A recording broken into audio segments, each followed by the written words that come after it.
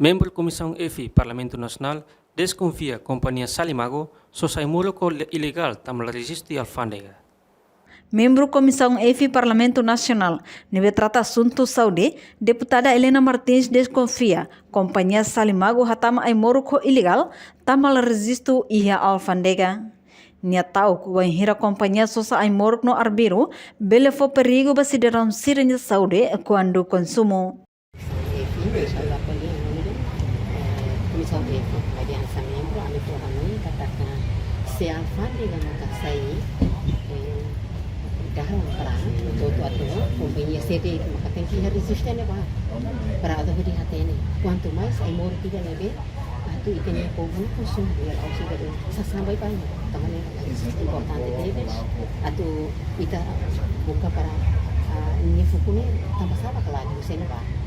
Hani sampai Excelência Vice-Primeiro-Ministro Senhor Asanami Atete kat comissão lain sila na ira para confirmar ko niya kata kasi radio sila ang comissão lain kan so kami niya resposta para Universidade Babang kita ya Hospital Nasional di Malas dia explicahan sa depan hari tadi kita los na imoro kini sensitif deles e ba ito sila resiste dari ini kan saya ilegal tenta la tolerar la escola ilegal depois makalaya responsabilização da linha atos quando vai virar makalaya paciente sira vai ter consumo makalaya ini efeito solisa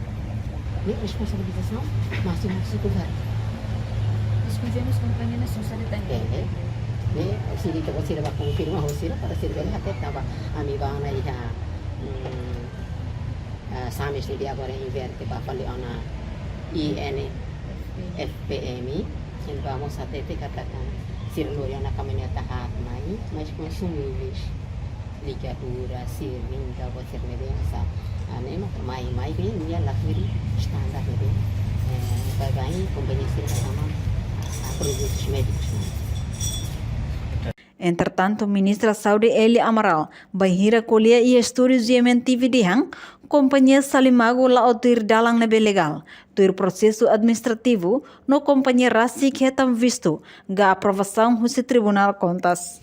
Governante ne informa companhia Salimago Rasik la importa ai moru kusi reliur mai besosa det iha larang. Reportagem Melda Fatima Televisão Timor Post.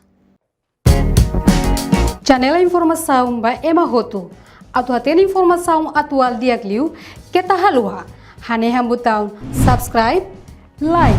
halo comentário no faixa do media social Roto.